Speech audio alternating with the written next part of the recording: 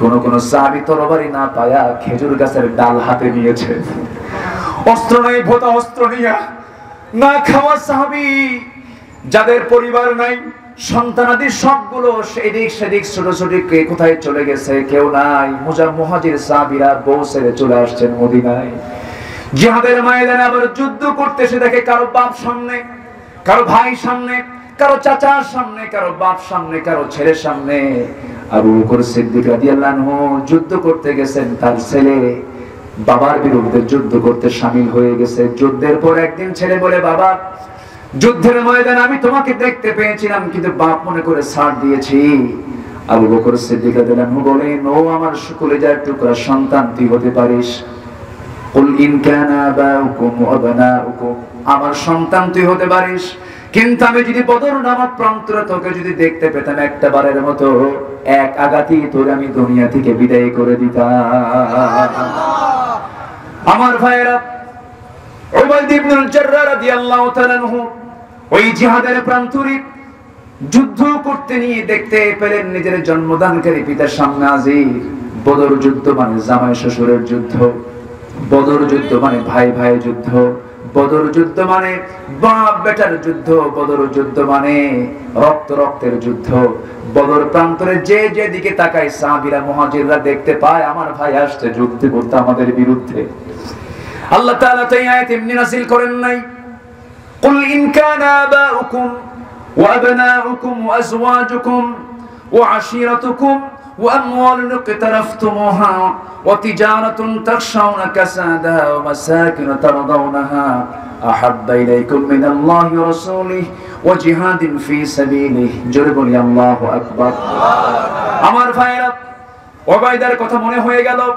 হযরত উবাইদ ইবনুল জাররাহ রাদিয়াল্লাহু তাআলা আনহু যুদ্ধের ময়দানে তিনি দাঁড়িয়ে আছেন, এমন সময় দেখতে পেলেন তার বাপ সামনে তরবারি নিয়ে দাঁড়ানো। তিনি ভাবলেন, আমার জন্মদানকারী পিতা, আমি তাকে কেমন করে হিট করে আঘাত করি। আমার বাবার প্রতি টান, আপনার বাবার প্রতি টান, সবার টান আছে না নাই? আসতে বলবেন না, ছেড়ে নাই। সেই টান কখন আল্লাহর টানের চাইতে বেশি হওয়া যাবে না, নবীর চাইতে বেশি হওয়া যাবে না, যাবে না, কখনোই যাবে না। উবাইদা তার বাস্তব প্রমাণ, বাপ তার সন্তানকে দেখে ফেললো, সন্তান তার বাপকে দেখে ফেললেন।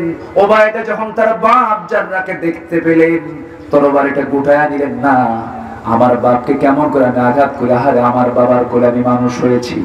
তরবারি গুটায়া নিয়া যখন ব্যাক করে আসতেছিলেন, মনে মনে চিন্তা করলেন, আরে আমার জন্মদানকারী পিতা মনে করে আজকে আমি আমার বাপকে আঘাত করছি না, কিন্তু আমি কি ভুলে গেলাম নাকি এই লোকটা আমার নবীর বিরুদ্ধে যুদ্ধ করতে আসছে, আমার আল্লাহর বিরুদ্ধে যুদ্ধ করতে আসছে, জিহাদের বিরুদ্ধে তাগুতের পক্ষ অবলম্বন করে সে যুদ্ধ করতে আসছে। আমি যদি আজকে আমার জন্মদানকারী পিতা মনে করে আজকে আমি তাকে যদি ছেড়ে দেই, কিয়ামতের ময়দানে আল্লাহ আমাকে মুনাফিকের কাতারে দাঁড় করাবেন। এই চিন্তা মাথায় নিয়ে এই সমস্ত আয়াতগুলোকে সামনে রেখে চক্ষু বন্ধ করে আবার তরবারি কোষমুক্ত করলেন। তরবারি কোষমুক্ত করে চক্ষু বন্ধ করে বাবার গর্দান যদি তরবারি হাঁকায়া দিলেন, এক আঘাতে মস্তকটা ছিটকে পড়ে গেল। সন্তানের হাতে বাপ মস্তক ছিটকে পড়ে গেল, দেহ একদিকে পড়লো, মস্তক আরেকদিকে পড়লো।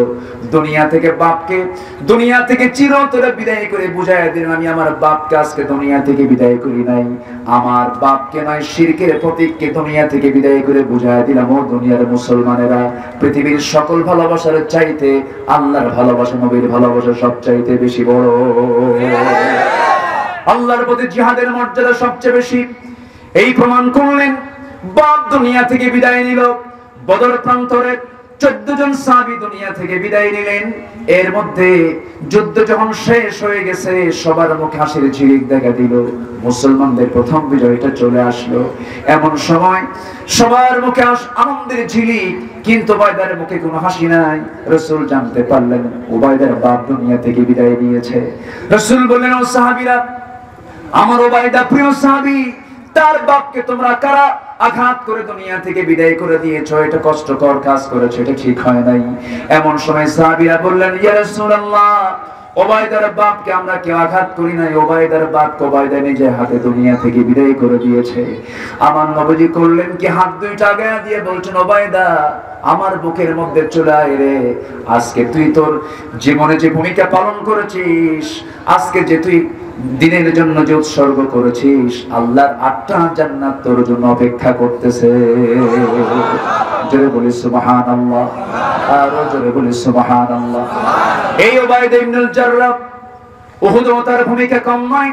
উহুদের ময়দানে, যুদ্ধের ময়দানে, এই কণ্ঠকীর্ণ উহুদের প্রান্তরে মাত্র 1 বছর পর বদর পাড়ি দেওয়ার মাত্র 1 বছর পার না হতেই উহুদের ময়দান যখন চলে এলো, সে উহুদের প্রান্তরের সমস্ত কাফেরদের টার্গেট ছিল একজন ব্যক্তি, মুহাম্মদ সাল্লাল্লাহু আলাইহি ওয়াসাল্লাম। রাসূলকে তারা দুনিয়া থেকে নিশ্চিহ্ন করার জন্য মাস্টার প্ল্যান হাতে নিয়ে চতুর্দিক থেকে ঘেরাও করে রাসূলকে যখন আঘাত করতে লাগলো, পাথর মারা শুরু করে দিল। নবীজির মাথার ভিতরে লোহার হেলমেট ঢুকে গেল, গালের মধ্যে শিরস্থানের লোহা ঢুকে গেল। আরেকটা আঘাত মুখ বরাবর করলো, সামনের 2টি দাঁত পড়ে গেল। নবীজি মুখ থুবড়ে জমিনে পড়ে গেলেন। চতুর্দিকে কাফের মুশরিকরা গুজব রটে দিল রাসূল দুনিয়া থেকে বিদায় নিয়েছেন। এমন কথা যখন চতুর্দিকে ছড়িয়ে পড়লো, সাহাবাদের ভিতরে কান্নার রোল পড়ে গেল। নবীজিকে সেই জায়গা থেকে আস্তে করে হযরত আলী কোলের মধ্যে তুলে নিয়ে উহুদের প্রান্তরে এক জায়গায় আস্তে করে সেই জায়গায় শোয়া রাখলেন। উবাইদা ইবনুল জাররাহ দৌড় মেরে নবীর পাশে গিয়ে বসলেন। বসে দেখেন আমার নবীজির কপালের মধ্যে লোহা ঢুকে আছে, গালের মধ্যে লোহা ঢুকে আছে, সামনের 2টা দাঁত ভেঙে গেছে। উবাইদা, যে উবাইদার হাতে নিজের বাপ দুনিয়া থেকে বিদায় নিয়েছে, সে উবাইদা করলেন কি, নবীর পাশে আস্তে করে বসে নবীজির কপালে বিদ্যমান লোহার ভিতরে হাতটা দিয়া চিন্তা করছেন, আহারে নবীজির দারুণ কষ্ট হতেছে, কেমন করে লোহাটা বের করি। হাতটা দিয়ে যখন টান মারতে নেন, লোহাটা বের হয় না। উবাইদা ইবনুল জাররাহ মনে মনে চিন্তা করেন কিভাবে এই লোহাটা তাড়াতাড়ি বের করা যায়। দাঁতটা লাগায় দিলেন, দাঁতটা লাগায় দিয়ে ভাবলেন আস্তে করে টান দিলে পরে নবীজির কষ্ট হয়তো বেশি হয়ে যাবে। দাঁতটা লাগায় দিয়ে এমন জোরে একটা টান মারলেন, সামনের 2টা দাঁত ভেঙে গেল। নবীজি বলছে না, ওরে উবাইদা এত জোরে টান না মেরে আস্তে টান মারলে তোমার দাঁতটা তো ভাঙতো না। উবাইদা বলছেন, ইয়া রাসূলুল্লাহ আমার 2টা দাঁত কেন, আপনাকে মহব্বত করতে গিয়ে আমার কলিজাটা ছিঁড়ে দিলেও আমার বিন্দু পরিমাণ কোনো কষ্ট হবে না। জোরে বলি সুবহানাল্লাহ। সেই নবীজির জন্মের মাস কোন মাস বলেন? আমার কোন মাসে আছি? কোন মাসে আছি আমরা? তার প্রতি আনুগত্যের দরকার আছে না নাই? তার প্রতি ভালোবাসার প্রয়োজন আছে না নাই? বাবার চাইতে বেশি, সন্তানের চাইতে বেশি, ভাইয়ের চাইতে বেশি, স্ত্রীর চাইতে বেশি, সম্পদের চাইতে বেশি, বাসাবাড়ির চাইতে বেশি, বেশি ভালোবাসা উপহার দিতে হবে। আল্লাহ তুমি সবাইকে আমল করার তৌফিক দিয়ে দাও, আমিন। জোরে বলি আমিন, আমিন। আরো জোরে আমিন, আমিন। সম্মানিত হাজির, কষ্ট পাচ্ছেন? জি না। কোন আপত্তি? জি না। কোন অসুবিধা? জি না। আলোচনা চলুক? চলুক। কোন সমস্যা নাই? জি না। বলি ইনশাআল্লাহ, ইনশাআল্লাহ। জোরে বলি ইনশাআল্লাহ। ইনশাআল্লাহ। আমরা কি ইশার নামাজ পড়েছি? জি। হ্যাঁ জি পড়েছি। জি বলেন আলহামদুলিল্লাহ। আলহামদুলিল্লাহ। ফজর পড়া হবে ইনশাআল্লাহ? সত্যি ইনশাআল্লাহ? ইনশাআল্লাহ। ফজর পড়বেন কারা? একটা হাত তুলে দেখান ইনশাআল্লাহ। দেখি ফজর কারা কারা পড়বেন, তাহলে বুঝবো যে ওয়াজটা কিছু কাজে লাগছে। হ্যাঁ, ফজরটা কারা কারা পড়বেন ইনশাআল্লাহ?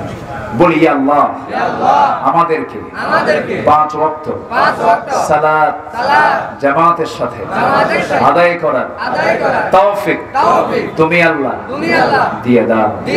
জোরে বলি আমিন, আরো জোরে আমিন। হাত নামান। কষ্ট পেয়ে গেলেন মনে হয়? নামাজ পড়লে কার উপকার? আল্লাহর উপকার। লাভটা কার?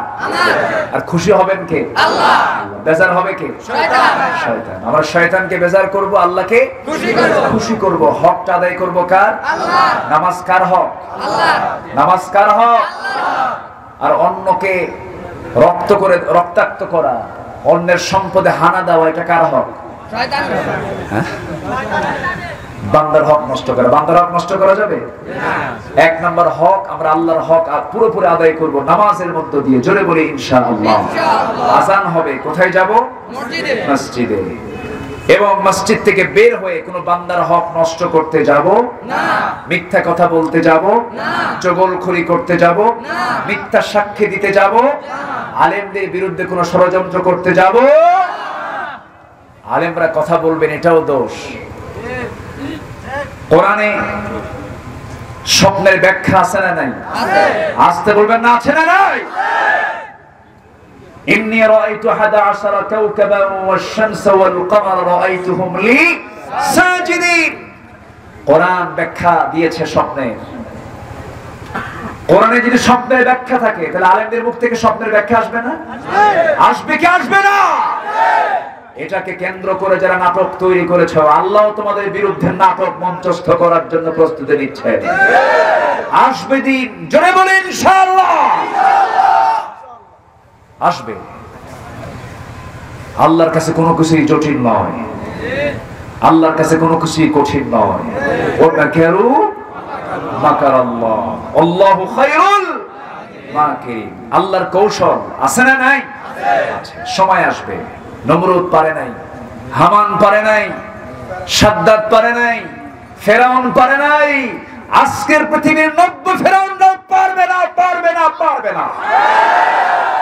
শুধু দরকার খালিদ বিন ওয়ালিদের মতো সেই মজবুত শক্তিশালী ঈমান। আমরা সেই ঈমান আনতে চাই। জোরে বলি ইনশাআল্লাহ। মুনাফিকের কোনো গন্ধ আমরা নিজের জীবনে আনবো না। জোরে বলি ইনশাআল্লাহ।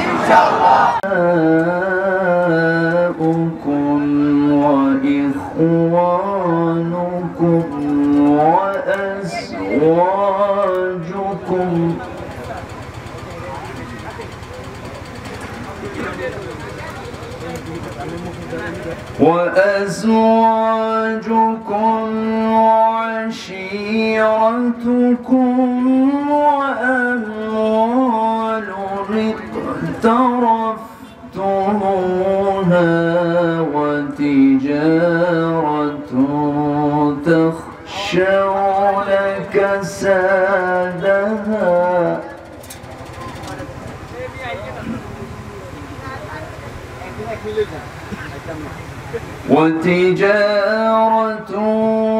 تخشون كسادها ومساكن ترضونها أحب إليكم من الله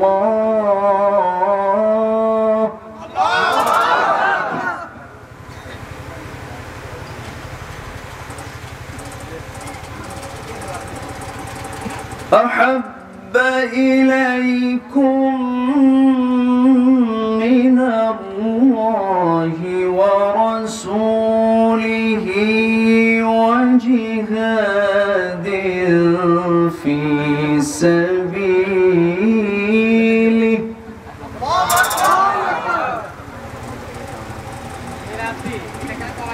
وجهاد في سبيله فتربصوا حتى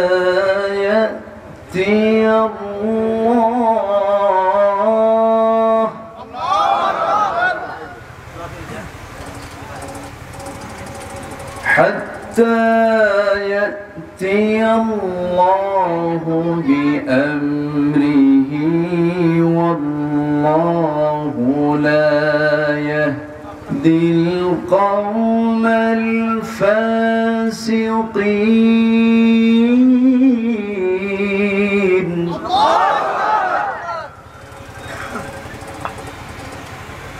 الله أكبر.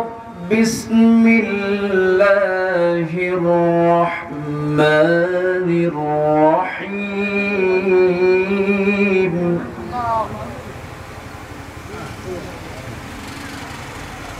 إن الله وملائكته يصلون على النبي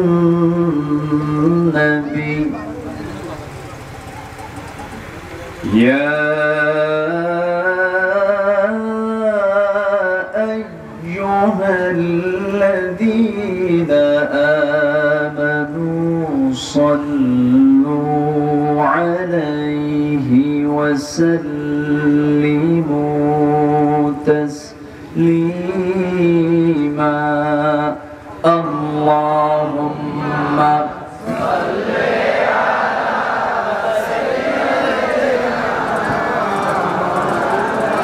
ফ্যানটা বন্ধ করতে বলেন, বেদুর আওয়াজ তো।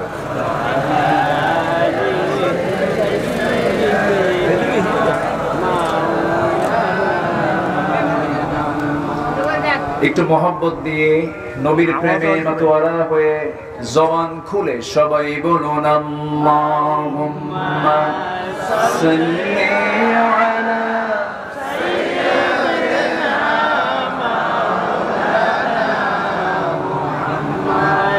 وعلى آل سيدنا مولانا محمد একটি নামে এত প্রেমের ঢল মুহাম্মদ একটি নামে এত প্রেমের ঢল জগৎ জুড়ে ভালোবাসা অবাক কোলাহল মুহাম্মদ একটি নামে এত প্রেমের ঢল আল্লাহুম্মা সাল্লি আলা সাইয়্যিদিনা মুহাম্মদ ওয়া আলা আলি সাইয়্যিদিনা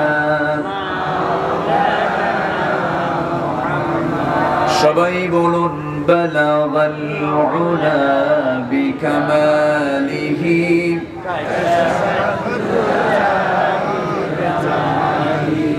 حسنت جميع خصاله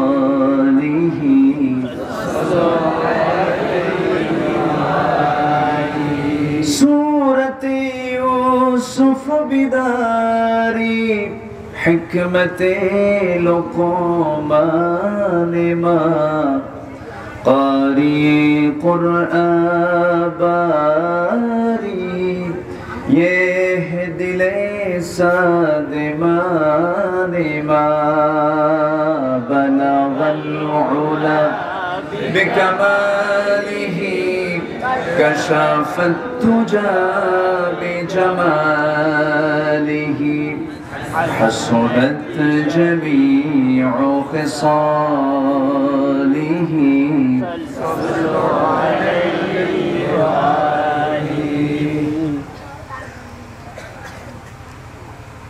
দেশের দক্ষিণাঞ্চল বৃহত্তর নোয়াখালী অঞ্চলের লক্ষ্মীপুর সদর উপজেলার পশ্চিম নলডগি বাইতুল আমান জামে মসজিদ যুব সমাজ মাহফিল ইন্তেজামিয়া কমিটি কর্তৃক আয়োজিত তাফসীর ময়দানে অনুষ্ঠিত পঞ্চম বার্ষিকী তাফসীরুল কুরআন মাহফিল 2021 আজকের এই মহতি আয়োজনের সম্মানিত সুযোগ্য সভাপতি,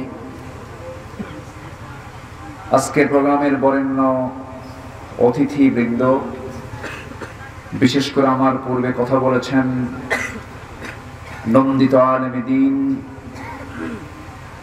শিক্ষাবিদ, গবেষক মুহতারাম মাওলানা মাহবুবুর রহমান আল মাদানী,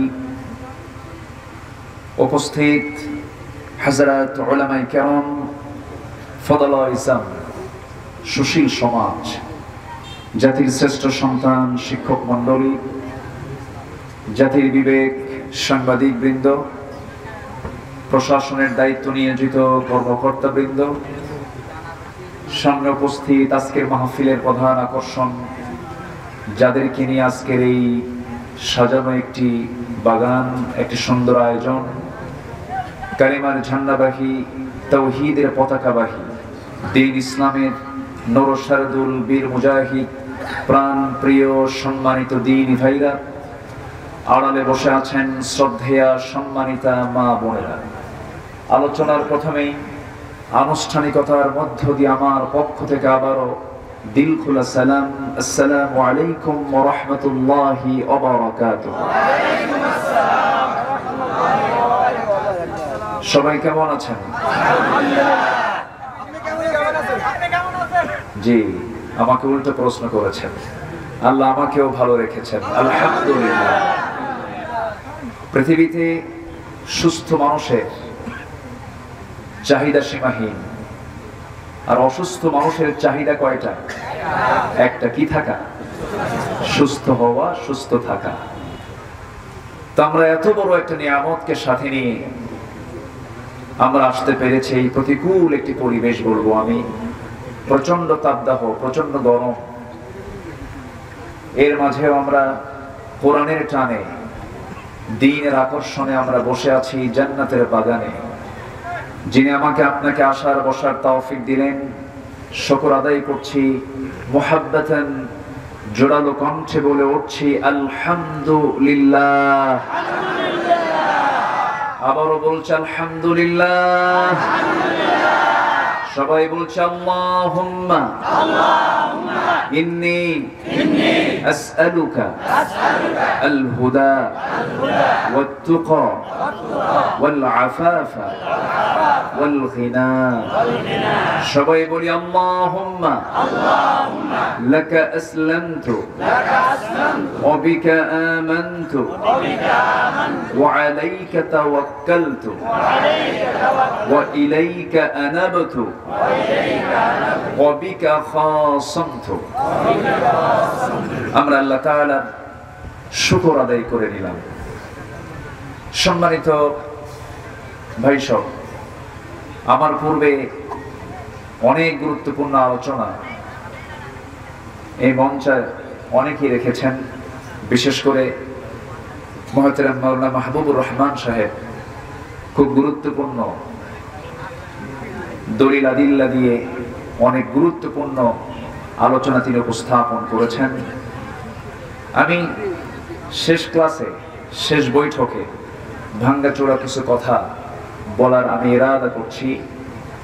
আল্লাহ রাব্বুল আলামিন যেন আমাকে এমন কিছু কথা আমার মুখ থেকে বের করে দেন যেটা এই মুহূর্তে জাতির জন্য, মুসলিম উম্মার জন্য খুবই জরুরি। আল্লাহ পাক আমাকে আমল করার নিয়তে বলার এবং আপনাকেও শোনার তৌফিক দান করুন, আমিন। জোরে বলি আল্লাহুম্মা আমিন। আমরা এসেছি কোন ব্যক্তির কথা না আল্লাহর কথা শুনতে? কোন বক্তা, কোন মুফাসসির, কোন আলোচক, কোন আলেম তার কি বাবার কাহিনী বলে? দাদার কাহিনী বলে? বলার মতো আছে না নাই? আছে না নাই? বাবার কাহিনী দিয়ে আধা ঘন্টা লাগে, দাদার কাহিনী 2 ঘন্টা লাগে। কিন্তু আমরা মূলত কোন ব্যক্তির কোন মন গড়া কথা শুনতে আসেনি, এসেছি মূলত কার কথা? আল্লাহ। সবচেয়ে সত্য কথা কে বলেন? আল্লাহ। ওয়ামান আসদাকু মিনাল্লাহি কিলা। সবচেয়ে সুন্দর এবং মহা সত্য কথা কে বলেন? আল্লাহ। আল্লাহ বলেন। আল্লাহর যত বক্তব্য সব এক কিতাবে পাওয়া যায়, সেই কিতাবের নাম কি? আল্লাহ। এই মাহফিল কিসের মাহফিল? কোরআনের মাহফিল। কোরআন তো শুধুমাত্র মুসলমানদের জন্য তা কিন্তু নয়, আল্লাহ শুধু মুসলমানদের রব তা কিন্তু নয়, আমার রাসূল যে শুধুমাত্র মুসলমানদের রাসূল তাও নয়। কোরআন গোটা বিশ্ব মানবতার জন্য। জোরে বলি সুবহানাল্লাহ। আল্লাহ রাব্বুল আলামিন বলেন, ফাআইনা তাযহাবুন ইন হুয়া ইল্লা যিকরুল লিল আলামিন লিমান শাআ মিনকুম আন ইস্তাকিম। কোরআন হলো গোটা পৃথিবীর জন্য, পৃথিবীবাসীর জন্য বড় জিকির। আর কোরআন যার পক্ষ থেকে নাজিল হয়েছে তার পরিচয়টা কি? সবে আমরা একযোগে সুন্দর করে বলি আলহামদুলিল্লাহি রাব্বিল আলামিন। কোরআন যার উপরে নাযিল হলো সেই রাসূল শুধু মুসলমানদের তিনি নবী নন, রাসূল নন, তিনি সবার জন্য আদর্শের বাস্তব নমুনা, যার পরিচয় আল্লাহ রাব্বুল আলামিন নিজেই দিচ্ছেন। যারা পারেন ঠোঁট মিলিয়ে বলুন ওয়ামা আরসালনাকা ইল্লা রাহমাতাল লিল আলামিন। কোরআন হলো যিকরুল লিল আলামিন, আল্লাহ হচ্ছেন রব্বুল আলামিন, আর আমার রাসূল হচ্ছেন রাহমাতুল লিল আলামিন। সম্মানিত ভাইরা, সেই কালামে রব্বানি থেকে একটা আয়াত তেলাওয়াতের মধ্য দিয়ে আমি আমার আলোচনা শুরু করেছি। সূরাটি নাম হলো সূরাতুত তাওবা, 9 নম্বর সূরা, 24 নম্বর আয়াত।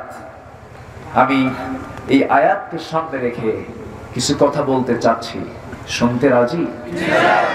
কারো কোনো আপত্তি? অসুবিধা? ভয়, ডঙ্কা, শঙ্কা, বাধা, হতাশা, চিন্তা, দুর্দশা আছে? কোনো কিছু আছে? জোরে বলি ইনশাআল্লাহ। সম্মানিত ভাইরা,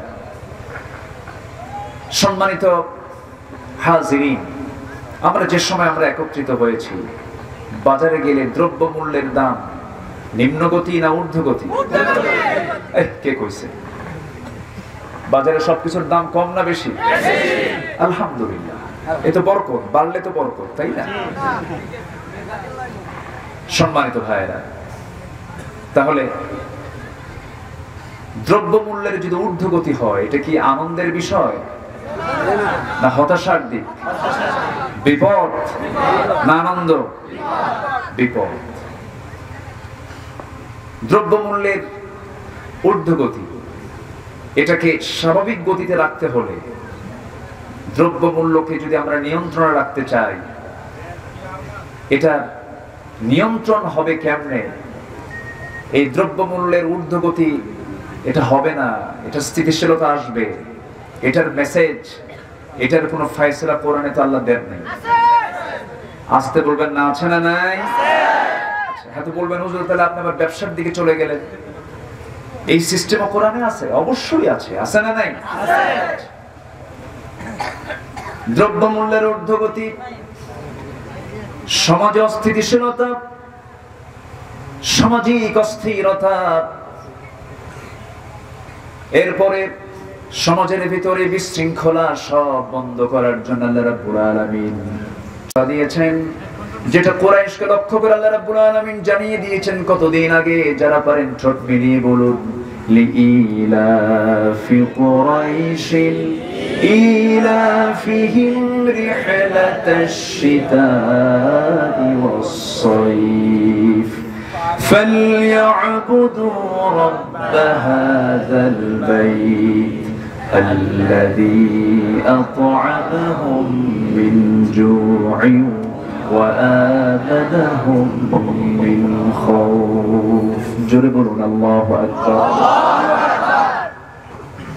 তোমরা কি ক্ষুধা মুক্ত, দারিদ্র মুক্ত, শোষণ মুক্ত, নিরাপদ একটি সুন্দর পরিবেশ তোমরা দেখতে চাও নাকি? আল্লাহ রাব্বুল আলামিন শুধু একটা আমল শিখিয়ে দিলেন, শোনো, তোমাদের শুধু একটা আমল, ফালইয়াবুদু রাব্ব হাযাল বাইত। তারা জানো এই ঘরের মালিক মানে কোন ঘর? বলেন কোন ঘর? সেই ঘর إن أول بيت وضع للناس للذي ببكة مباركة। সেই কাবার যিনি মালিক, সেই মালিকের যারা তোমরা ইবাদত করবে, জেনে রেখে দিও, সেই রবের ইবাদতটা করলে পরে তোমাদের ক্ষুধা নিবারণ হয়ে যাবে, তোমাদের দ্রব্য মূল্যের ঊর্ধ্বগতি থাকবে না, সবকিছু নিয়ন্ত্রিত থেকে যাবে। এর মূল শর্ত হলো কারো গোলামি চলবে না, সমাজে চলতে হবে কারো গোলামি, ব্যক্তি জীবনে কারো গোলামি, অর্থনৈতিক জীবনে কারো গোলামি, রাজনৈতিক জীবনে কারো গোলামি। দেশে এখন পূজা চলছে, চলছে না? পূজায় কোনো বাধা আছে? আমরা বাধা দেওয়ার জাতও না। মুসলিম পৃথিবীতে একমাত্র জাতি। মুসলিম যদি কোনো জাতির নেতৃত্ব দেয়, সেই দেশে সেই সমাজে সকল ধর্মের স্বাধীনতা নিশ্চিত থাকে। আলহামদুলিল্লাহ।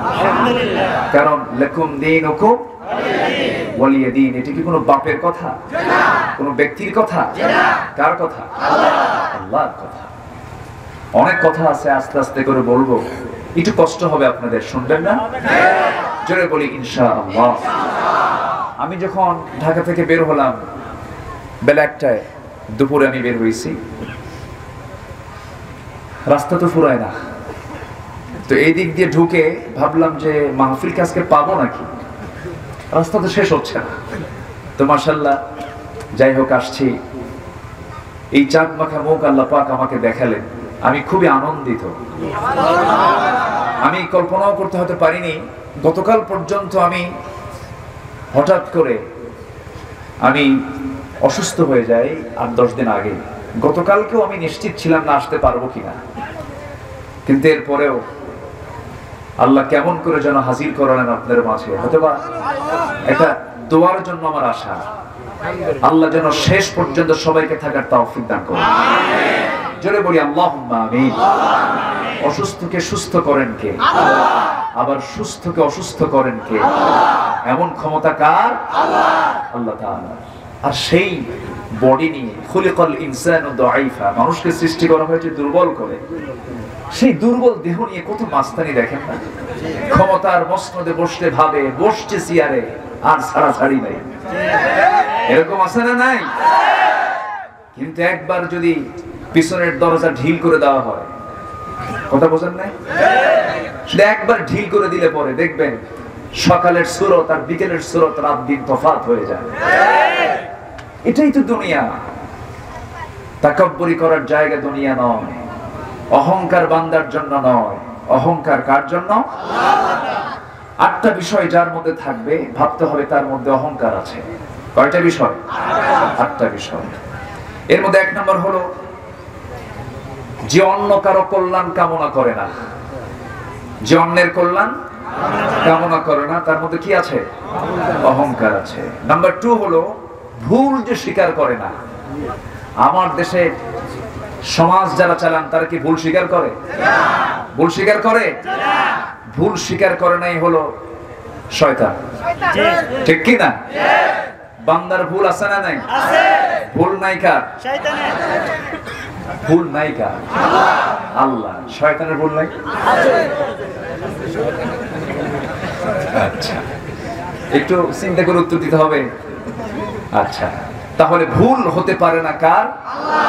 আর ভুল হবে কার? আল্লাহ ছাড়া সবার। আল্লাহ ছাড়া সবার। ভুল করার যোগ্যতা আল্লাহ ছাড়া সবার আছে, কিন্তু আল্লাহর কোনো ভুল নাই, সেজন্যই তিনি অহংকারী এবং তার কারো কাছে মুখোমুখি হতে হয় না, তিনি অমুখাপেক্ষী। ওয়া আনতুমুল ফুকারা ওয়া নাহনু আগনিয়া, তোমরা সব ফকিরের দল, আমি আল্লাহ হলাম ধনী। কার কথা?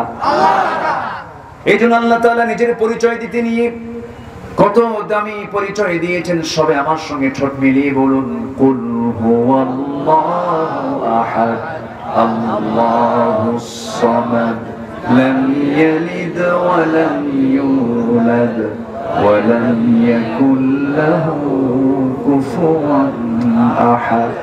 আল্লাহ দুই না এক? আল্লাহ দুই না এক? আল্লাহ পরনির্ভর না স্বনির্ভর?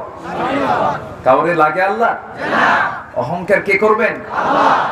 আর যে ভুল স্বীকার করে না সে হচ্ছে অহংকারী। সে কি? অহংকারী। নাম্বার 3, আমি জানি না, এই কথা বলে মিথ্যার প্রশ্রয় যে নেয় সে অহংকারী। এরকম লোক আছে না নাই? কারো উপদেশ না নেওয়া। কেউ যদি উপদেশ দিতে চায়, তুমি কি বুঝো, আছে না নাই? আচ্ছা, এই লোকটা কি? অহংকারী। ক্ষমা চাওয়াকে কঠিন এবং ভারী মনে করা। কিছু কিছু লোক আছে ক্ষমা চায় না, আছে না? আরে আমার তো ক্ষমার প্রশ্ন আসে না, প্রয়োজনে মরে যাব, শহীদ হয়ে যাব, তবুও ক্ষমা চাবো না। আছে না এরকম? আছে না? কিন্তু ক্ষমা চাওয়া, যে ক্ষমা চাইতে জানে আল্লাহ তাকে ক্ষমা করতে জানে না। সুবহানাল্লাহ বলেন। ক্ষমা চাবেন, ক্ষমা করবেন, অহংকার মুক্ত হব আমরা। জোরে বলি ইনশাআল্লাহ। আচ্ছা, নাম্বার 6 হচ্ছে শ্রদ্ধা এবং খ্যাতির পিছনে যে দৌড়ায়, মানে আমার খ্যাতি অর্জন হবে কেমনে, এই লোকটার মধ্যে কি থাকে? অহংকার থাকে। অধিকাংশের চেয়ে আমি সেরা, ও কি রে, ওর কোন ইলম কালাম আছে নাকি? এরকম ধরনের কথা বলার মতো লোক আছে না নাই? আচ্ছা, এই লোকটা কি? অহংকার। অন্যকে তুচ্ছ তাচ্ছিল্য ভাবা। নাম্বার 8, অন্যকে কি করা? তুচ্ছ তাচ্ছিল্য করা, হেয় প্রতিপন্ন করা। অথচ রাসূল বলেছেন মান তাওয়াদা ফাকাদ রাফাআহু আল্লাহ, যে ব্যক্তি মানুষকে সম্মান করে আল্লাহ তার মর্যাদা বাড়ায় দেন। সুবহানাল্লাহ। আপনি নিজে অন্যকে সম্মান করবেন, আল্লাহ আপনার সম্মান বাড়ায় দিবেন। তাহলে অহংকার এর আলামত যেগুলো, এগুলো আমাদের মধ্যে থাকা যাবে না, থাকা যাবে না। আমার ভাইয়েরা, মন্দের মূল দিক হলো 3টা। নাম্বার 1 হলো হিংসা করা। হিংসুক লোকই গীবতকারী হয়। যার মধ্যে হিংসা কাজ করে তার মধ্যে গীবত কাজ করে। হিংসুক লোক সমাজে আছে না নাই? ক্বালা ইয়াকুম ফিল হাসাদ ফাইনাল হাসাদা ইয়াকুলুল হাসানাত কামা তাকুলুন নারুল হাতাব। তোমরা হিংসা থেকে দূরে থাকো।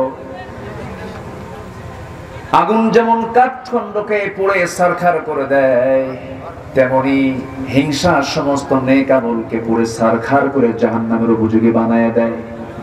হিংসা করা যাবে না। নাম্বার 2 হলো লোভ লালসা। অবৈধ কোনো লোভ লালসা থাকা যাবে না। তবে নারীর প্রতি টান আছে না নাই? অনেকে চুপ করে আছেন, মনে টান নাই। টান নাই যার, সে হলো ফেরেশতা। যার টান নাই সে কি? ফেরেশতার কোনো টান আছে? মানুষের মধ্যে নারীর প্রতি আকাঙ্ক্ষা আছে না নাই? মেয়ে দেখলে তাকাতে ইচ্ছা হয় না? হ্যাঁ, ইচ্ছা হয়, তাকান। এখন অনেকে চুপ করে আছে। নারীর প্রতি টান কার না নাই? সবারই তো টান থাকবে, এটাই তো স্বাভাবিক। কারণ এই টানটা কে দিয়েছেন? আল্লাহ রাব্বুল আলামিন সুন্দর করে বলছেন, যুইনা লিন-নাসি হুব্বুশ শাহাওয়াতি মিনান নিসাই ওয়াল বানিনা ওয়াল কানাতিরিল মুকান্তারাতি মিনাজ-যাহাবি ওয়াল ফিদ্দা والخيل المسومة والأنعام والحرث ذلك متاع الحياة الدنيا والله عنده حسن المآب। জোরে বলুন আল্লাহু আকবার। 6টা জিনিসকে মানুষের জন্য লোভনীয় করা হয়েছে, মোহগ্রস্ত করা হয়েছে। এর মধ্যে 1 নাম্বার হলো নারী। নারীর দিকে নজর যেতেই পারে, কিন্তু সেই নজর হতে হবে বৈধ নজর, না অবৈধ নজর? বৈধ নজর হতে হবে, তাহলে কোনো আপত্তি নাই। নিজের স্ত্রীর দিকে তাকাবো, সওয়াব মিলে যাবে। নিজের মেয়ের দিকে তাকাবো, সওয়াব মিলে যাবে। নিজের মার দিকে নেক নজর দেব, আল্লাহ রাব্বুল আলামিন নফল হজের সওয়াব তার আমলনামায় দিয়ে দিবে। অবৈধ কোনো লোভ লালসা থাকা যাবে না, হিংসা বিদ্বেষ থাকা যাবে না, দুনিয়ার প্রতি অতিরিক্ত মোহ ভালোবাসা থাকা যাবে না। আল্লাহু ইনদাহু হুসনুল মাআব, কারণ আল্লাহর কাছে ফিরে যাওয়াটাই হলো শ্রেষ্ঠ জায়গা, শ্রেষ্ঠ ঠিকানা, শ্রেষ্ঠ প্রত্যাবর্তন। আমরা কার কাছে ফিরে যাব? আসতে বলবেন না, কার কাছে ফিরে যাব? কোনো সন্দেহ আছে? ছিলামও কার কাছে? আছি কার দুনিয়ায়? কার আকাশের তলে? কার জমিনে? কার অক্সিজেন? কার নিয়ামত? কার রহমত? সম্মানিত ভাইয়েরা, সেই মহান রবের জমিনে আমরা থাকি। সে আকাশের নিচে আমরা তার নিয়ামত, নাজ নিয়ামত গুলো ভোগ করি। হিন্দু ভাইয়েরা দুর্গা পূজা উদযাপন করছেন, আমরা তাদেরকে বাধা দেই না, কিন্তু ওয়াজ মাহফিলে কিছু বাধা মনে হয় নাই? আসতে বলবেন না, আছে না নাই? এটাকেও মুক্ত করা দরকার। এটা এই মাহফিলকে সবার জন্য উন্মুক্ত করা দরকার। সম্মানিত ভাইরা, যারা কোরআনের আলোচনাকে বন্ধ রাখার পায়তারা করে, গতকাল একটা ব্রিফ করা হয়েছে, বলা হয়েছে ওয়াজ মাহফিলে কোরআন হাদিসের বাইরে কোনো কথা বললে সমস্যা আছে। ঠিক আছে, ভালো কথা, কিন্তু কোরআন এবং হাদিস নিয়ে কথা বললে কারো পায়জামা ঠিক থাকবে না, ঠিক কি না? কোরআন কি মদের কথা বলে? কোরআন কি জিনার কথা বলে? কোরআন কি সুদের কথা বলে? কোরআন কি ঘুষের কথা বলে? কোরআন কি রডের বদলে বাঁশ দিয়া ঢালাই দিতে বলে? সম্মানিত ভাইয়েরা, কোরআনের হক কথা বলতে গেলে কোরআন বিরোধী যারা তাদের গায়ে লাগবেই, এটাই স্বাভাবিক, এটাই স্বাভাবিক। সম্মানিত ভাইয়েরা, সম্মানিত উপস্থিতি, মনে হয় আপনাদের খুব কষ্ট হচ্ছে, কোন আপত্তি নাই তো? বলি আলহামদুলিল্লাহ। অনেকে নারিকেলের নাড়ু খেতে যান দুর্গা পূজায়, আছে না? অনেক মুসলমান যায়, তো নারিকেলের নাড়ু যে খায় বিসমিল্লাহ কয় মনে হয় নাকি, নাকি বলে? আমার তো বুঝে আসে না, যার কাছে পূজার মণ্ডপে যাওয়াটা পছন্দের হয়, যে দেখতে গিয়ে তৃপ্তির ঢেকুর আনে, আমার তো মনে হয় তার আল্লাহর প্রতি বিশ্বাস নাই, ঠিক কিনা? তৃপ্তির ঢেকুর কখনো মুসলমান আনতে পারে না। দুর্গা পূজা হিন্দু ভাইদের পূজা, তাদের উৎসব। আমরা এটা নিয়ে নেগেটিভ পজিটিভ কোনো কথা বলতে যাব না, কারণ লাকুম দীনুকুম। কিন্তু আমার দেশে ওই সমস্ত কিছু হিন্দু ভাইদের প্রশংসা পাওয়ার জন্য তাদের প্রশংসা করতে করতে, দুর্গার প্রশংসা করতে করতে তার ঈমান কখন যায় সে নিজেও বোঝে না। এরকম আছে না নাই? এটা করা যাবে না, কারণ যে দল করতে গিয়ে আমার ধর্ম বাদ পড়ে যাবে, যে দলের প্রশংসা করতে গিয়ে আমার ইসলাম বাদ পড়ে যাবে, ওর পরিচয় হলো হামান, নমরুদ, ফেরাউনদের মতো। এজন্য সব ছেড়ে দেব, ইসলাম ছেড়ে দেওয়া যাবে না। ক্ষতি তো দু প্রকার, একটা হলো সাময়িক ক্ষতি, আরেকটা হলো স্থায়ী ক্ষতি। ইসলাম ছাড়লে কি ক্ষতি? স্থায়ী ক্ষতি। অসুখ হয়েছে, একটু ক্ষতি হলো, আবার সুস্থ হলাম, ঠিক হয়ে গেল। টাকা ফুরে গেছে, আবার টাকা ফিরে পাবো, অস্থায়ী ক্ষতি। হয়তো আমার এই ক্ষতিটা আবার পূরণ হবে, কিন্তু ইসলাম নাই, ঈমান নাই, সাধারণ ক্ষতি না স্থায়ী ক্ষতি, সব চলে যাবে। 17 প্রকার অপকর্ম যার মধ্যে থাকবে সে দুনিয়া এবং আখিরাতে ক্ষতিগ্রস্ত হবে। কত প্রকার? 17 প্রকার। এই পর্যন্ত কি এক প্রকার বলেছি? একটাও বলিনি। তাহলে এখন চিন্তা করেন, ফজরও লাগতে পারে। শুনতে রাজি আছেন তো সবাই? জোরে বলি ইনশাআল্লাহ। ভয় পাবেন না, আমি ফজর লাগাবো না, আমি ফজর লাগাবো না। হিয়া হাত্তা মাতলাইল ফজর, যদি আল্লাহ লাগাইছেন। আচ্ছা, আমি এত সময় নেব না, দেখা যাক। 17 প্রকার অপকর্ম যার মধ্যে পাওয়া যাবে সে দুনিয়াতেও ক্ষতিগ্রস্ত, আখিরাতেও। এটা কি আমার কথা না আল্লাহর কথা? আল্লাহর কথা। আল্লাহ বিভিন্ন জায়গায় এই অপকর্মের কথা তুলে ধরেছেন। আসুন আস্তে আস্তে আমরা মূল আলোচনার দিকে চলে যাই। তাহলে যার যার ধর্ম শেষে পালন করবে, এতে কোনো বাধা নাই। কিন্তু মুসলিম হয়ে অন্য কোনো ধর্মের প্রশংসা করা যাবে না। মুসলমানদের দিন একটা। কয়টা বলেন? একটা। বলেন কয়টা? একটা। আমার আপনার দিন কয়টা? একটা। সেই দিনের নাম কি? ইসলাম। আরো জোরে ইসলাম, আরো জোরে ইসলাম। ইসলাম। ইসলাম আছে, আমার অস্তিত্ব আছে। ইসলাম নাই, আমার কোনো অস্তিত্ব নাই। আল্লাহ রাব্বুল আলামিন বান্দাকে প্রশ্ন করে বলছেন, আফা গায়রা দীনিল্লাহি ইয়াবগুন ওয়া লাহু আসলামা মান ফিস সামাওয়াতি ওয়াল আরদি তাওআন ওয়া কারহা। দিন হিসাবে, জীবন বিধান হিসাবে ইসলামকে ছেড়ে দিয়ে অন্য কোন দিনকে তুমি কেমন করে গ্রহণ করো? অথচ আসমান জমিনে যা কিছু আছে সমস্ত কিছু ইচ্ছাই হোক আর অনিচ্ছাই হোক আল্লাহর কাছে তারা আত্মসমর্পণ করছে। জোরে বলি সুবহানাল্লাহ। ইসলাম কি শুধু মানুষ মানে না, সবাই মানে, সমস্ত প্রাণী খুব। ওয়ালাকিন লা তাফকাহুনা তাসবিহাহুম, সমস্ত প্রাণী তাসবিহ জপে কার? আল্লাহ। আল্লাহ। কোন প্রাণী তাসবিহ ছাড়া নাই, সকল প্রাণী কার জিকির করে? আল্লাহ। আল্লাহ। কিন্তু বান্দার মধ্যে কিছু কৃপণতা আছে না নাই?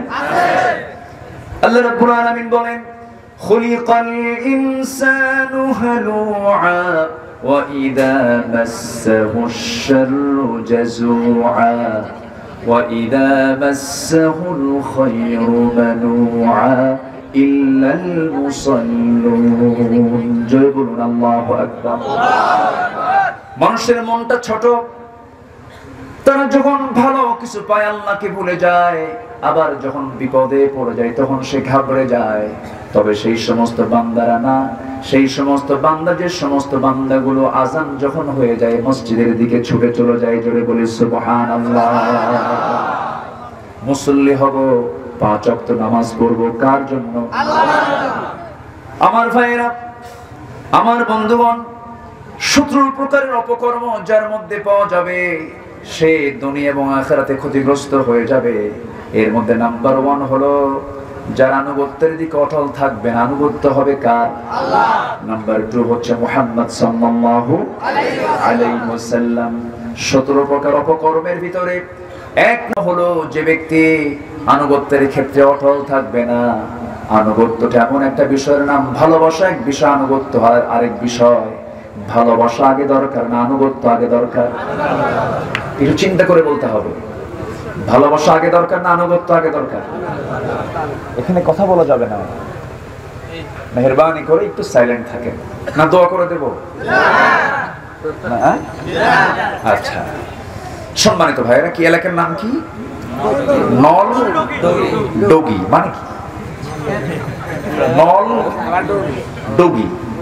নল তো বুঝি, নল, নল দিয়ে অনেক কিছুই হয়, বন্দুকের নলও তো আছে। আচ্ছা, কিন্তু ডগিটা কি?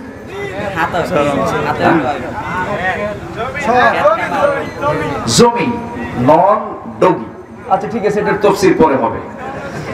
আচ্ছা, খুব সুন্দর, এত সুন্দর মানুষ আপনারা, বলি আলহামদুলিল্লাহ, খুব ভালো। তাহলে আনুগত্য আগে দরকার না ভালোবাসা আগে দরকার? বলেন। আবু তালেবের ভিতরে আনুগত্য ছিল না ভালোবাসা ছিল? বলেন। আর আম্মা জান খাদিজার ভিতরে আনুগত্য ছিল, ভালোবাসাও ছিল। ভালোবাসা দিয়ে আবু তালেব কি জান্নাত পাইছে? আর আনুগত্য এবং ভালোবাসা দিয়ে খাদিজার জান্নাত আছে না নাই? তাহলে শুধুমাত্র ভালোবাসা দিয়া জান্নাত পাওয়া যাবে? এই যে আসছে ঈদে মিলাদুন নবী, সিরাতুন নবী, কত কি চলছে আমার দেশে, আছে না নাই? ভালোবাসতে বাসতে পায়জামা নাই, এরকম আছে না নাই? এমন জিকির করে নবীর প্রেমে, বুঝলেন? জিকির করতে করতে সামনে মাইক নেই, মাইক আউট।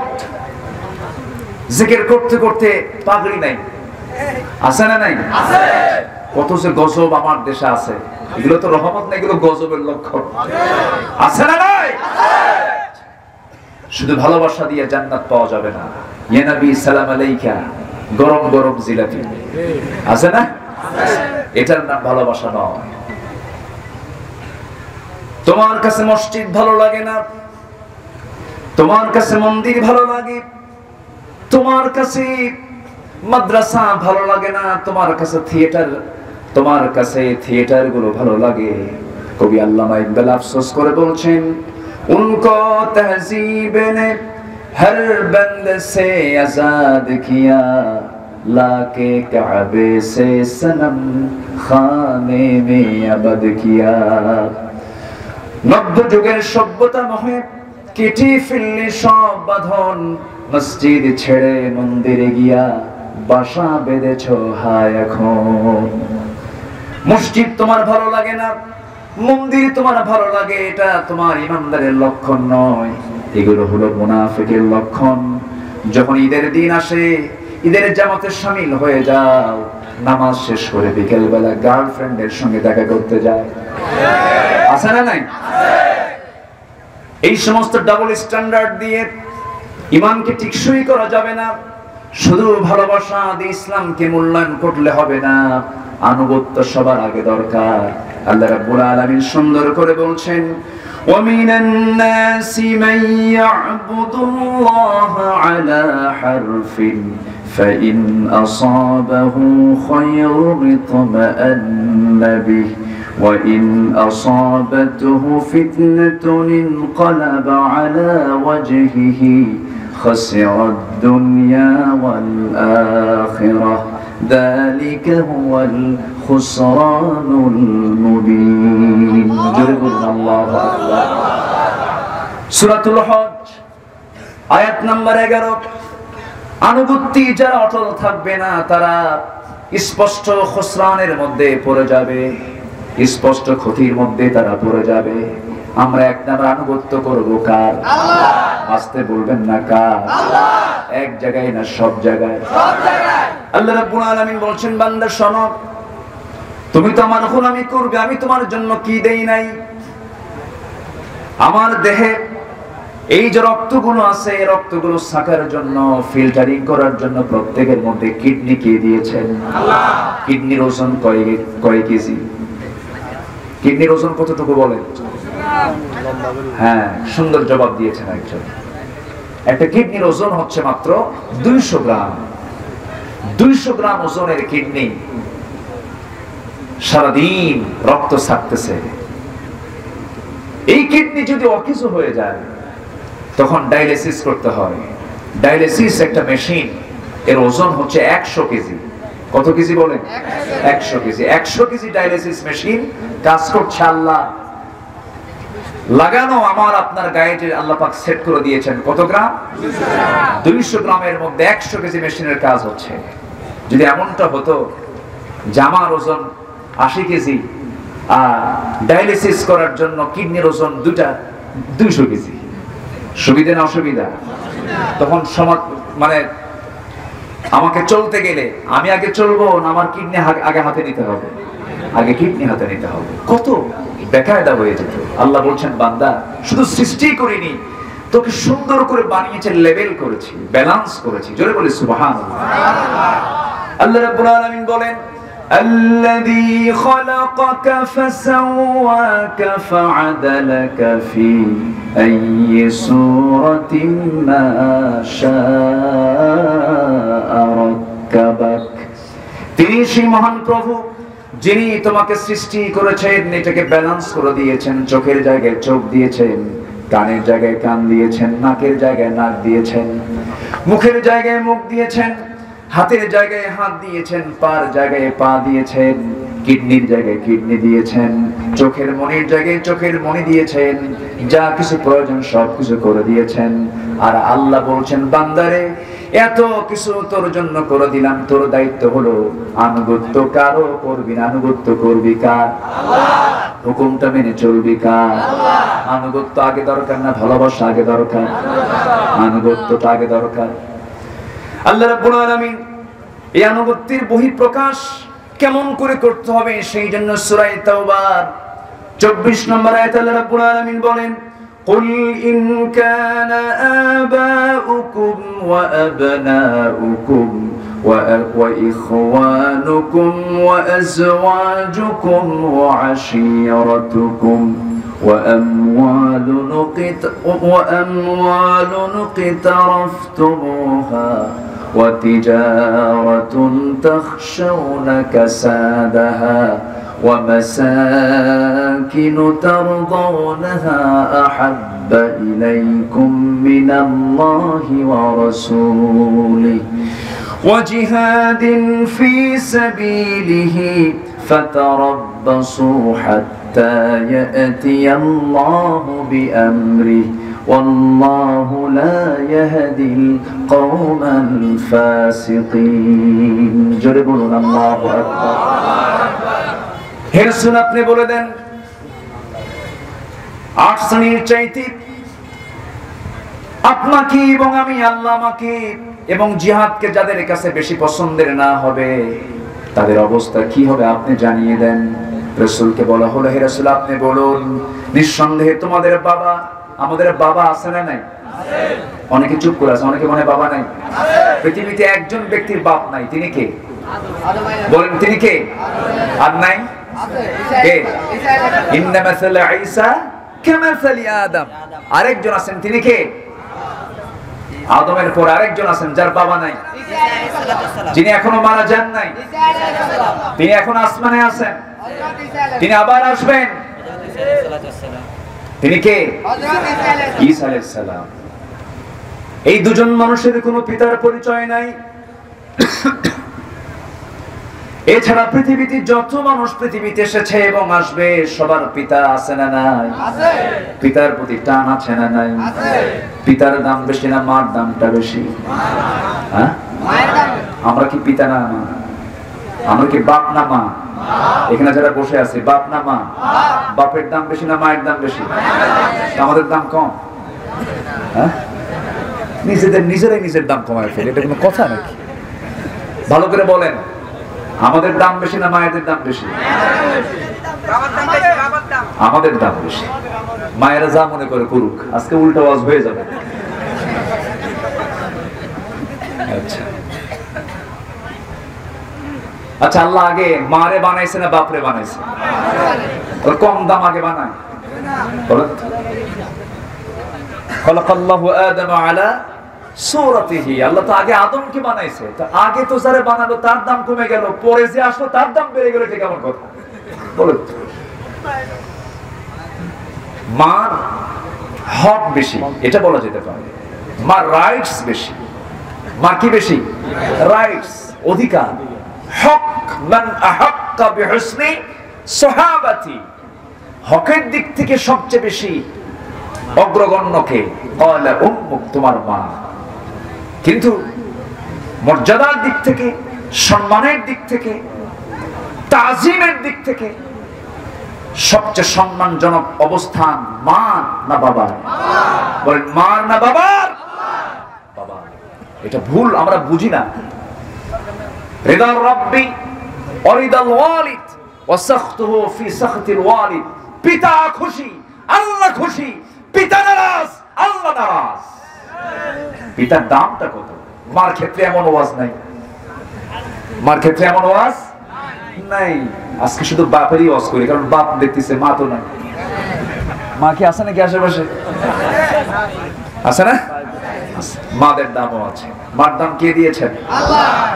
মা ডেলিভারির যন্ত্রণা সহ্য করেন, এক একটা আঘাত কত বড়। আল্লাহ বলেন, মুজাহিদ জিহাদে মায়েদের রক্ত ঝরিয়ে যে সব কামাই করবে, আমি তোকে সেই সমান সব তোর আমলনামায় দিয়ে দেব। মায়ের দাম নাই? আজকে তো এই সাবজেক্ট আমার না। আমি যে সাবজেক্ট নিয়ে কথা বলবো সেই সাবজেক্টে আজকে আমি শেষ করতে চাই। কয়টা অপকর্ম চলতেছে? কয় নাম্বার? 1 নাম্বার। এখনো আছে কয়টা? 16টা। চিন্তা করে যে উঠবে আপনার পাশে থেকে জোর করে ধরবে, দেবেন বসায়া, যা আছে কপালে। জোরে বলি ইনশাআল্লাহ। তাহলে আমাদের বাপ সবার আছে না নাই? বাপের প্রতি টান। বাপ যেদিন মারা যায়, যাদের বাপ মারা গেছে, কি অনুভূতি! আল্লাহু আকবার। এই বাবার যে টান, বাবার যে মোহাব্বত, আল্লাহ এটাকে বাপটাকে আগে ডাকলেন, বাপের নামটা আগে নিলেন, কারণ এই পৃথিবীতে সন্তান তার বাপকে দারুণ ভালোবাসে। এই মোহাব্বত, এই ভালোবাসা কে দিয়েছেন? আল্লাহ দিয়েছেন। বাবার প্রতি টান তো থাকবে, এটাই স্বাভাবিক। এরপর আল্লাহ রাব্বুল আলামিন বলছেন, ওয়া আবনাউকুম, তোমাদের সন্তান সন্ততি। এরপরে ওয়া ইখওয়ানুকুম, তোমাদের ভাই, তোমাদের ভ্রাতাগণ। ওয়া আজওয়াজুকুম, তোমাদের স্ত্রী। ওয়া আশীরাতুকুম, তোমাদের গোত্র, তোমাদের গোত্রীয় লোকজন। ওয়া আমওয়ালুন ইকতারাফতুমুহা, তোমাদের মালামাল, ধন সম্পদ এবং তোমাদের কষ্টার্জিত ব্যবসার সমস্ত পণ্যগুলো। ওয়া মাসাকিনু তারদাউনাহা, তোমাদের পছন্দের ঘর বাড়িগুলো। মোট 8টা বিষয়। কয়টা বলেন? 8টা বিষয়। এই 8টা শ্রেণীকে তোমরা যে ভালোবাসো, এই ভালোবাসার চাইতে যদি তোমাদের এই ভালোবাসা যদি এই 8টি ভালোবাসার চাইতে যদি আল্লাহ এবং রাসূল এবং আল্লাহর পথে জিহাদকে তোমাদের বেশি পছন্দের না হয়, জেনে রেখে দিয়ে অপেক্ষায় থাকো, আল্লাহর শাস্তি তোমাদের উপর অবধারিত, শাস্তি তোমাদের উপরে চলে আসবে। হাত্তা ইয়াতি আল্লাহু বিআমরিহি, কি শক্ত কথা, কি শক্ত একটি শর্ত জুড়িয়ে দেওয়া হলো। যত প্রকার ভালোবাসা আকর্ষণ পৃথিবীতে আছে সবকিছুকে মাইনাস করে 1 নম্বর ভালোবাসা উপস্থাপন করতে হবে কার জন্য? আসতে বলবেন না, কার জন্য? নাম্বার 2 হচ্ছে মুহাম্মদ সাল্লাল্লাহু, এবং আরেকটা পথকে ভালোবাসতে হবে, সেই পথ হলো কার পথ? আসতে বলবেন না, কার পথ? সেই পথকে এখানে জিহাদ বলা হয়েছে। কি বলা হয়েছে? জিহাদ বলা হয়েছে। জিহাদ মানে কি? ভালো করে খান আমার ভাইয়েরা, আমার বন্ধুগণ, জিহাদ শব্দকে আজকে কলঙ্কিত করা হয়েছে। জিহাদ এবং সন্ত্রাসকে এক করার জন্য অপচেষ্টা করা হচ্ছে, অথচ জিহাদের দাম, জিহাদের মর্যাদা এত বেশি আল্লাহর কাছে। যে ব্যক্তির ভিতরে জিহাদের তামান্না থাকবে, শাহাদাতের তামান্না থাকবে, যে ব্যক্তির মধ্যে জিহাদি প্রেরণা থাকবে, সেই ব্যক্তির মরণ যদি বিছানায় হয়ে যায়, ওয়াইম্মা তাআলা ফিরাশিহি, তার মৃত্যু যদি বিছানায় হয়ে থাকে, আল্লাহ তাকে শহীদের দরজা দিয়া বিনা হিসাবে জান্নাত দিয়ে দিবে। সেই জিহাদের পথ এখনো আছে না নাই? আছে। আসতে বলবেন না, আছে না? আছে। যারা বলে জিহাদ নাই তারাই হচ্ছে মুনাফিক। যারা বলে আন্দোলন নাই, ইকামতের দিন নাই, তারা হচ্ছে টাটকা ফাসিক জালিম। ঠিক কি না? সুদের অঙ্ক কষো, জেনার লাইসেন্স দাও, মদের দোকান দিয়ে বসো, আলহাজ খেতাব নিয়ে সমাজে চলাফেরা করো, এরকম লোক আছে না নাই? বাবার লাইসেন্স মানে? ও বাবার লাইসেন্স তো থাকবে, বাপ তো আছেই সবাই। ও এই বাবা না, ইয়া বাবা আছে না নাই? বাবা নামটা তো এখন খুব বরকতি নাম হয়ে গেছে, বোঝাও মুশকিল। কোন দিন যে কবে ইয়া বাবা আবার ইয়া মামা, কত কি যে আছে আল্লাহই জানে। সকল নেশাকে হারাম করেছেন কে? আল্লাহ। নেশা হালাল না হারাম? হারাম। সম্মানিত ভাইয়েরা, আজকে যদি আমাদের আনুগত্য যদি অটল থাকতো, ইত্তেবা যদি ঠিক থাকতো, আজকে সমাজের চিত্র এমন হতো না। আমরা আমাদের কেবলাকে পরিবর্তন করে ফেলেছি, আমরা আমাদের অবস্থানকে চেঞ্জ করে ফেলেছি, দল করতে গিয়ে ইসলামকে বাদ দিয়ে দিচ্ছি,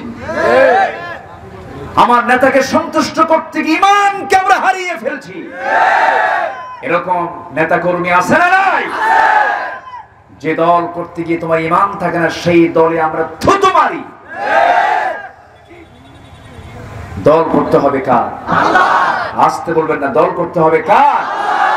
আল্লাহর দল করে যেতে হবে। আল্লাহর দল আছে না নাই? আল্লাহ রাব্বুল আলামিন বান্দাকে ডাক দিয়ে বলছেন, শোনো, তোমাকে অবশ্যই দল করতে হবে। আমার পূর্বে আমার একজন দ্বীনী ভাই এখানে কথা বলেছেন, সে আয়াতের রেফারেন্সটা টান দিয়েছেন। আল্লাহ রাব্বুল আলামিন সুন্দর করে বলছেন, ওয়াল তাকুম মিনকুম উম্মাতুন ইয়াদউনা ইলাল খায়রি ওয়া ইয়া'মুরুনা বিল মা'রুফি ওয়া ইয়ানহাউনা আনিল মুনকার। জোরে বলুন আল্লাহু আকবার। তোমাদের মধ্যে এমন একটি দল থাকা দরকার যারা মানুষকে সৎ কাজের আদেশ দেবে, অসৎ কাজের বাধা প্রদান করবে।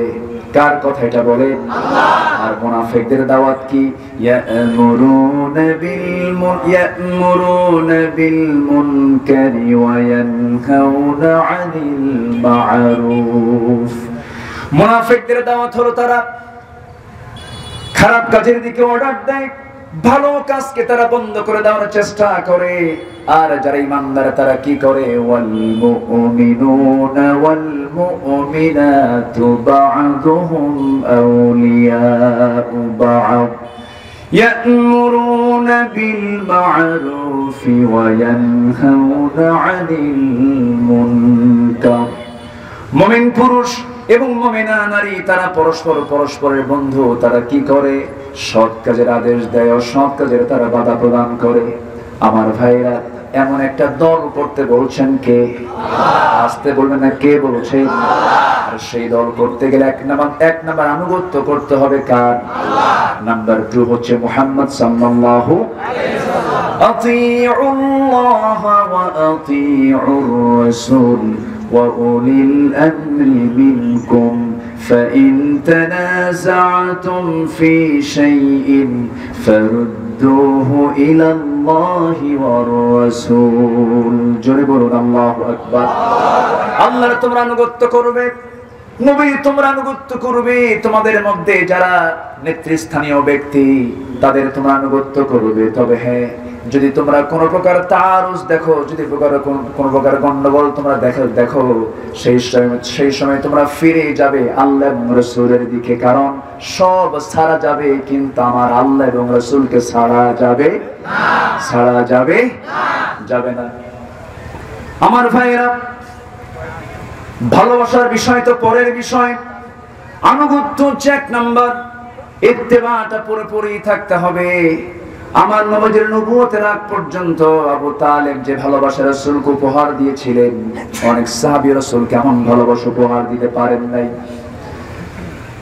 আমার নবীর জন্মের 6 মাস আগে বাপ চলে গেছেন, জন্মের 5 বছরের মাথায় মা চলে গেছেন, 7 বছরে 8 বছরের দাদা চলে গেছেন। ওই সময় থেকে নিয়ে নবুয়তের গুরুত্বপূর্ণ সময় পর্যন্ত আবু তালেব নবীর পক্ষে থেকে যে ভূমিকা পালন করেছেন, ভালোবাসা দিয়ে যদি জান্নাত পাওয়া যেত, সবার আগে আবু তালেব জান্নাত পেত।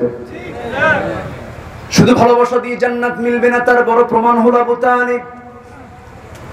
আমার নবীজি দিনের হকটা যখন পেয়ে গেলেন, জাবালে নূর থেকে নূরটা যখন তার সামনে চলে এলো, কোরআনটা যখন পেয়ে গেলেন, কোরআনটা নিয়ে প্রথমে এসে নিজের ঘরের মধ্যে ঢুকলেন। আম্মা জান খাদিজাকে ডাক দিয়ে বলছেন, খাদিজা শোনো, আল্লাহর কালাম আমার উপরে নাযিল হয়েছে, আমি আল্লাহর পয়গম্বর, তোমার কি বিশ্বাস হয় নাকি? আম্মা জান খাদিজা রাদিয়াল্লাহু তাআলা আনহা সঙ্গে সঙ্গে বলছেন, আমার স্বামী গো, 25 বছর বয়স আপনার যখন ছিল তখন আপনি আমার স্বামী, আজকে আপনার বয়স 40 বছর, আমার বয়স 55 বছর। এই 15 বছর আমি আপনাকে খুব কাছ থেকে অবলোকন করেছি, দেখেছি। আমার জানামতে যার মুখ থেকে অযাচিত, অতিরঞ্জিত, অতিরিক্ত কোনো কথা যার মুখ থেকে কখনো বের হয় না, অর্থহীন কথা যার মুখ থেকে একটা দিনের জন্য ভুল করে বের হতে দেখলাম না, যার দ্বারা আমানতের খেয়ানত হতে দেখলাম না, যার মধ্যে মিথ্যার কোনো গন্ধ খুঁজে পেলাম না, যার মধ্যে এমন কোনো ভালো দিক নেই যা খুঁজে পাই নাই। আপনি শুধু আমার স্বামী না, আপনি যে আল্লাহর পয়গম্বর হবেন এতে বিন্দু পরিমাণ কোনো সন্দেহ নাই। একটু আস্তে কোন সুবহানাল্লাহ, জোরে বলুন সুবহানাল্লাহ। আম্মা জান খাদিজার ভিতরে আনুগত্য আছে না নাই? ভালোবাসাও আছে। ভালোবাসা আছে, আনুগত্য নাই, তার কোনো দাম নাই। তবে আনুগত্য থাকলে পরে ভালোবাসা অবশ্যই চলে আসবে, ঠিক কিনা বলেন? চলে আসবে। আমার ভাইরা, 9টায় উঠলে একটু ভালো হতো, একটু দেরিতে ওঠা হয়ে গেছে, আর কিছু সময় চেয়ে নিচ্ছি। বেশি সময় আমি আপনাদেরকে কষ্ট দিতে চাই না, একটু মনোযোগ দিয়ে শোনার চেষ্টা করুন। আমার বন্ধুগণ, আমার নবীজি এমন প্রস্তাব যখন করলেন, আম্মা জান খাদিজা কোনো চিন্তা না করে, কোন প্রকার শর্ত না জড়িয়ে হাতটা গায়ে দিয়ে বাড়ায় দিয়ে বললেন, হে আমার স্বামী, আপনি আমাকে শুনিয়ে দেন, আমাকে পড়িয়ে দেন, আশহাদু আল্লা ইলাহা ইল্লাল্লাহু ওয়াহদাহু লা শারীকা লাহু ওয়া আশহাদু আন্না মুহাম্মাদান আবদুহু ওয়া রাসূলুহু। হেদায়েতের মালিকটাকে আল্লাহ, আসতে বলবেন না কে? আল্লাহ। এই জায়গা থেকে আমরা একটা অন্যতম শিক্ষা নিলাম, এই কোরআনের দাওয়াত বাইরে আগে দরকার না ভিতরে আগে দরকার।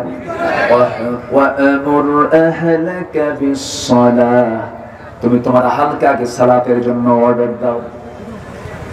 ওয়ানজির আশিরাতাকাল আকরাবিন, তুমি তোমার নিজের তোমার আকরাবিন যারা আছে, নিকটতম লোক যারা আছে, তাদেরকে তুমি আগে কালিমার দাওয়াতটা দাও, দ্বীনের দাওয়াতটা দাও। আমার ভাইয়েরা, আল্লাহ রাব্বুল আলামিন এত সুন্দর করে শিক্ষা দিলেন নবীদের মাধ্যমে। নবীরা বাইরে আগে দাওয়াত না দিয়ে আগে ঘরে দাওয়াত দিয়েছেন।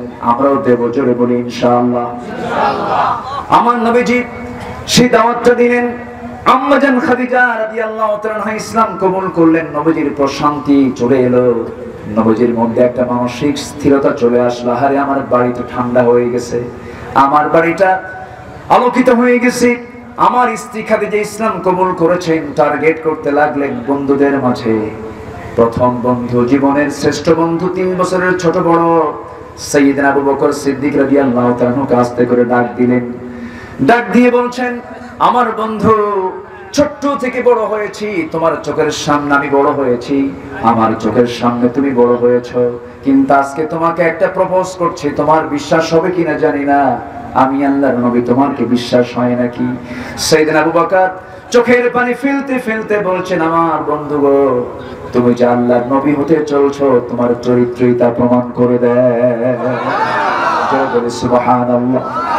দেরি হলো না, বুঝতে না দেরি হলো না, বন্ধু কালিমা পড়ে নিলেন। আমার নবীজির ভিতরে আলাদা একটা শক্তি কাজ করতে লাগলো। কিন্তু আমার নবীজির একটা জায়গায় গিয়ে আমার নবীজি একটু মনক্ষুণ্ণ হয়ে পড়লেন। বললেন, চাচা, আমার জন্য আপনি কত কষ্ট করেছেন। আবু তালেবকে বললেন, ও চাচা, আমার জন্য আপনি দিনরাত পরিশ্রম করেছেন, আমাকে ব্যবসা বাণিজ্য শিখিয়েছেন, আমাকে নিয়ে বিদেশ সফর করেছেন, ভাষাগুলো শিখিয়ে দিয়েছেন, ব্যবসার কৌশলগুলো আমাকে জানিয়ে দিয়েছেন, এত কিছু আপনি আমার জন্য করলেন। চাচা, আপনি একটু ইসলাম কবুল করুন, আমি খুব খুশি হয়ে যাব। আবু তালেব সঙ্গে সঙ্গে মুস্কি হাসি মেরে বলে, ভাতিজা মুহাম্মদ, আমার কলিজার টুকরা সন্তান দুইটা জাফরকে দিয়েছি তোর হাতে, আলীকে দিয়েছি তোর হাতে, এই দুইটা আমার আদরের দুলালকে তোর হাতে তুলে দিয়েছে। আমার কালিমা পড়ার কি দরকার আছে? আমি জানি তুই সত্য, এই জন্য সন্তান দুটো তোর হাতে তুলে দিয়েছি। নবীজি মুস্কি হাসি মেরে বলেন, চাচা, আপনার সন্তান দুইটা ইসলাম কবুল করেছে, তারা তাদের কবরে চলে যাবে, আপনি আপনার কবরে যাবেন। তাদের ইসলাম কবুল দিয়ে আপনার কোন প্রকার কল্যাণ হবে না, যতক্ষণ না পর্যন্ত আপনি আনুগত্য না করবেন। ভালোবাসা শুধু দিয়ে জান্নাত পাওয়া যাবে না। আপনাকে দিন মানতে হবে, আপনাকে ইসলামটাকে গ্রহণ করতে হবে। আবু তালেব মুস্কি হাসি মেরে আস্তে করে দরবার ছেড়ে চলে গেলেন। নবীজি তাকে জোড়াজুড়িও করলেন না, কারণ লাস্তা আলাইহিম বিমুসাইতির, কোন দারোগাগিরি করার জন্য রাসূলকে পাঠানো হয় নাই। জোর করে মানুষকে কখনো কালেমা গ্রহণ করানো যাবে না। জোরপূর্বক ইসলাম গ্রহণের কোনো তাকিদ ইসলামে নাই। লা ইকরাহা ফিদ্দিন, দিন গ্রহণে কোনো জবরদস্তি নাই। কার কথা? আস্তে বলবেন না, কার কথা? আমার দেশের বহু অন্য ধর্মের মানুষ কালেমা পড়ে মুসলমান হয়, আমরা জোর করি নাকি? আমরা জোর করি? আমরা জোর করি না। গত জুম্মার আগের জুম্মা আমার মসজিদে এসে এক হিন্দু ভাই বললেন যে, আমি আপনার আলোচনা নিয়মিত প্রায় 8 থেকে 10 বছর যাবৎ শুনি। আমি মাস্টার্স কমপ্লিট করেছি, আমি একটা প্রাইভেট ফার্মে চাকরি করি, আমার স্ত্রী সহ সপরিবারে ইসলাম গ্রহণের সিদ্ধান্ত নিয়েছি। আমি বললাম, কেন? আপনার দিন গ্রহণ করার মূল লক্ষ্যটা কি, উদ্দেশ্যটা কি? তিনি বললেন যে ইসলামই একমাত্র জীবন চলার পথ। আমি বললাম, এটা কেমনে প্রমাণ করলেন? আমি 10টি বছর ধরে কোরআনকে আমি রিসার্চ করেছি, কোরআন পড়েছি, জেনেছি, ইসলাম কবুল করেছি, ইসলাম কবুলের সিদ্ধান্ত নিয়েছি। অথচ এদেশে অন্য ধর্মের মানুষেরা যারা ইসলাম কবুল করেন, তাদেরকে আমরা জোরপূর্বক প্রেসার ক্রিয়েট করে দিনের দিকে আমরা টেনে আনি না। অথচ আমাদের বিরুদ্ধে এমন জাতীয় অভিযোগ দেওয়ার ষড়যন্ত্র আছে না নাই? ধর্মান্তরিত করার অভিযোগে আমাদেরকে অভিযুক্ত করার ষড়যন্ত্র করা হচ্ছে। যে দেশে খ্রিস্টান মিশনারি তাদের কাজ চালিয়ে যেতে পারে, অন্য সকল ধর্মের কাজ তারা চালিয়ে যেতে পারে, কোনো বাধা নাই। কোরআনের তাফসীরে যারা বাধা দেয় তারা হচ্ছে এই জামানার নতুন ফেরাউন, হামান, নমরুদ। তারা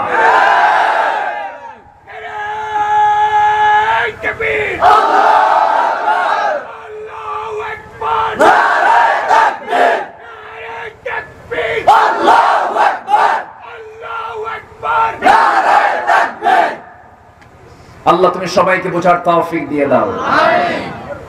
সম্মানিত ভাইয়েরা, আমার দেশের সকল ধর্মের স্বাধীনতা আছে না নাই?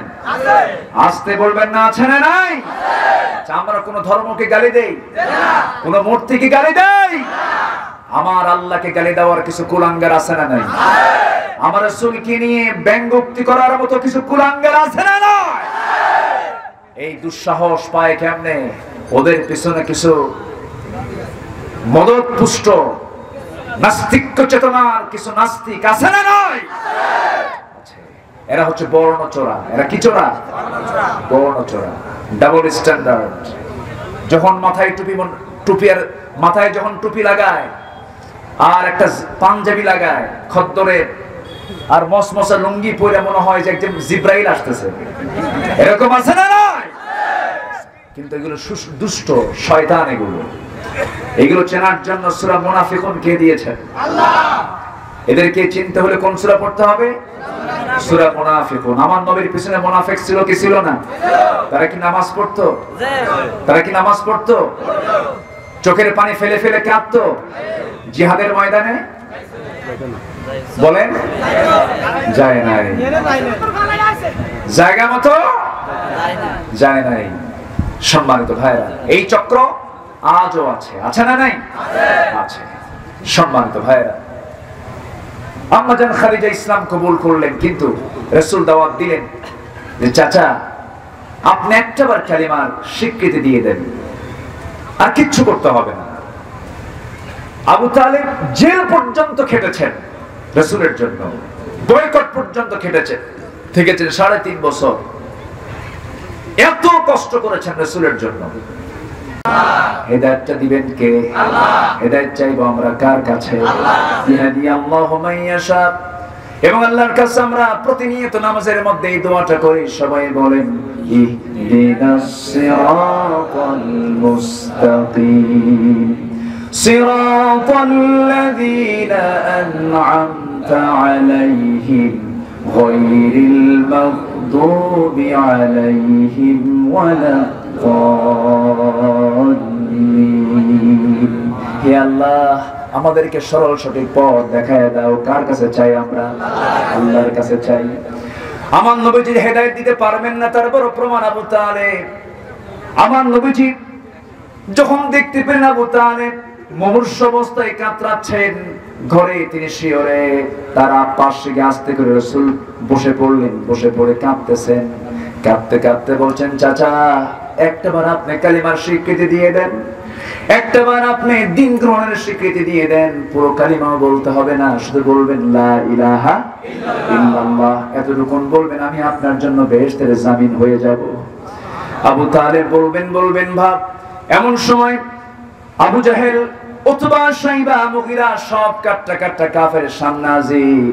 আমার নবীজি যখন বলতে নিলেন, সঙ্গে সঙ্গে আবু তালেব বলছে, মুহাম্মদ আমাকে জোরাজুরি করিও না।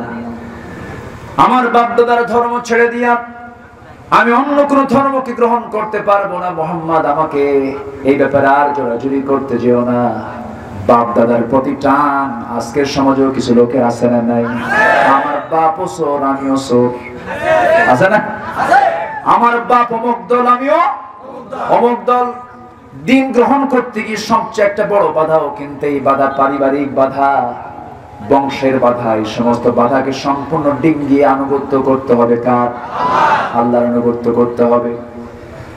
আবু তালেব এই কথা বলা মাত্রই নবীজি, সেই সময় হাদিস এসেছে, নবীজি তার মাথা থেকে পা পর্যন্ত তার বরকতি হাত ছুঁয়ে দিলেন এবং বললেন, চাচা একটাবার কালিমার স্বীকৃতি দিয়ে দেন। শেষ পর্যন্ত যখন অস্বীকৃতি চলে আসলো, আল্লাহর পক্ষ থেকে আয়াত নাযিল হলো, হে রাসূল আপনি যাকে ভালোবাসবেন আপনি তাকে হেদায়েত দিতে পারবেন না, কারণ হেদায়েতের চাবি কার হাতে?